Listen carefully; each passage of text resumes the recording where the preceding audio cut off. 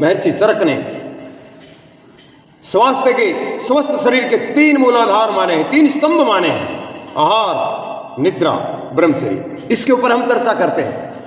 एक स्वस्थ व्यक्ति को किस प्रकार से आहार लेना चाहिए, क्या उसकी दिनचर्या होनी चाहिए, बाकी सब कपालभाति करते रहो। कपालभाति करते करते कमाल हो जाएगा। तो हमारी आहार, इस आहार से शरीर का निर्माण होता है और इस आहार का शरीर पर ही नहीं मन पर भी बड़ा प्रभाव पड़ता है। जैसा हो अन्न वैसा हो मन, और जैसा हो मन वैसा हो तन। महर्षि चरक ने अपने शिष्य वाग्भट से पूछा कि कौन रोगी नहीं है, अर्थात कौन स्वस्थ है। तो वाग्भट ने कहा हित भुक मित भुक रित भुक। हितकारी भोजन, स्वास्थ्य के लाभकारी भोजन जिसमें लवण तत्व और खनिज पदार्थों से परिपूर्ण हो, भरपूर हो। हित भुक, स्वास्थ्य के लिए जो लाभदायक है वो खाएं, स्वाद है वो उसके ऊपर ध्यान नहीं देना। हित भुक मित भुक, भूख से कम खाना। हमारा जो खाना वो सीधा अमास्य में जाता है और उसका अमास्य का आधा भाग भोजन से भरना चाहिए, 1/4 भाग पानी से और शेष भाग वायु के लिए छोड़ देना चाहिए। हित भुक मित भुक रित भुक, ऋतु के अनुकूल भोजन होना चाहिए। अपनी वात पित्त प्रकृति को जान करके, वात पित्त और कफ की प्रकृति को जान करके भोजन करना चाहिए। यदि आपको वायु विकार है, ESR बढ़ा हुआ है, यूरिक एसिड बढ़ा हुआ है, रिफ्रैक्टिव पॉजिटिव है, कार्टिलेज घिसे हुए है, ASO बढ़ा हुआ है, CRP ANA, जितने भी पेन मार्कर बढ़े हुए हैं, खून में खराबी आ गई, जहर बढ़ गया हो, जोड़ रुक गए हो, जोड़ों में दर्द होता हो, तो उनको खट्टी चीजें, नींबू, छाछ, टमाटर, इमली, आंवला, मौसमी, संतरा इत्यादि खट्टे पदार्थों से परहेज करना पड़ेगा। यदि आपके पित्त बढ़े हुए हैं तो आपको तली भुनी चीजें और गर्म वस्तुओं से, गर्म पदार्थों से बचना ही पड़ेगा।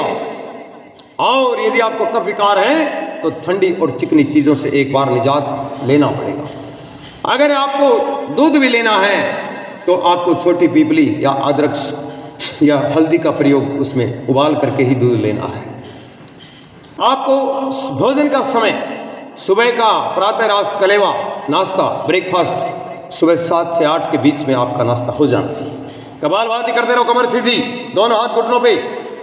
आपका प्रातःरास 7 से 8 के बीच में, दोपहर का खाना 12 से 1 के बीच में और रात्रि का खाना 7 से 8 के बीच में हो जाना चाहिए।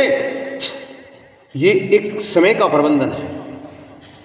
और भोजन को चबा चबा करके खाना, उसके बहुत बड़े फायदे। यहाँ से पचना चालू होता है, सलाइवा, पकासे, अग्ना से, फिर लीवर और आंतों का काम है इस भोजन को पचाना। और इसका एक, जिनको बहुत क्रोधित है, जिनको बहुत गुस्सा आता है, देखते हो ना गुस्से वाला आदमी का जाड़ कैसे पीसते, दांतों को पीसते हैं। तो जब आप अच्छे से चबाओगे, शास्त्रों में कहा कि 32 दांत दिए कि 32 बार चबाओ। अरे 32 तो छोड़ो, 20 बार तो चबा करके देखो। 2-2.5 घंटे खाना बनाने में लगते हैं, 5 मिनट वैसे रगड़ जाते हैं जैसे चोरी का माल रगड़ रहे हो। इसलिए चबा चबा करके खाओ, उससे क्या होगा, आपका क्रोध, आपका गुस्सा शांत होगा। और जब आपका ये पाचन अच्छा होगा, पोषण अच्छा होगा, पाचन अच्छा होगा तो निष्कासन अच्छा होगा। और फ्रेश होने में तो इतना मजा आता है जितना प्रमोशन में नहीं आता। तो जो भी आप आहार लोगे वो आपके तन में लगेगा, आपके शरीर में, उस शरीर का उससे निर्माण होगा। तो आपके भोजन का समय है सुबह, दोपहर, शाम। और जो सुबह उठ करके जलपान करते हैं, सुबह उठते ही जो 2 से 3 गिलास पानी के पीते हैं, और दोपहर को खाना खाने के बाद मट्ठा पीते हैं, छाछ पीते हैं, और रात्रि को खाना खाने के 1 घंटे बाद जो दुग्ध पान करता है उसे को किसी वैद्य की आवश्यकता ही नहीं है। आहार, ये हुआ आहार। अब है निद्रा, नींद। नींद अपने आप में एक सुखद अनुभूति है। और यदि लगातार व्यक्ति को नींद नहीं आए तो वो पागल भी हो सकता है। और नींद सुनने और देखने में तो बहुत आसान शब्द लग रहे हैं, लेकिन जिनको नींद नहीं आती वही जानते हैं कि नींद का रोग क्या होता है। एक स्वस्थ व्यक्ति के लिए, जवान व्यक्ति के लिए 6 घंटे की नींद पर्याप्त है। लेकिन बहुत ज़्यादा छोटे शिशु हों और बहुत वयोवृद्ध हों तो उनके लिए 8 घंटे की नींद उचित है। समय पर सो जाना चाहिए, सायंकाल जल्दी सोना और ब्रह्म वेला में जल्दी उठना, ये अच्छे स्वास्थ्य का परिचायक है।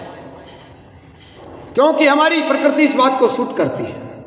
देखते हो भगवान ने इस प्रकृति को इस तरीके से डिजाइन किया है कि हमारे जितने भी जीव जंतु पशु पक्षी हैं वो भी समय पर ही अपने ठिकानों पर चले जाते हैं और सुबह बहुत समय पर ही उठ जाते। कहते हैं ना, मुर्गा 4 बजे बोलता है। और ये मनुष्य रात्रि को 2 ही जीव इस धरती पर घूमते हैं, उल्लू और चमगादड़।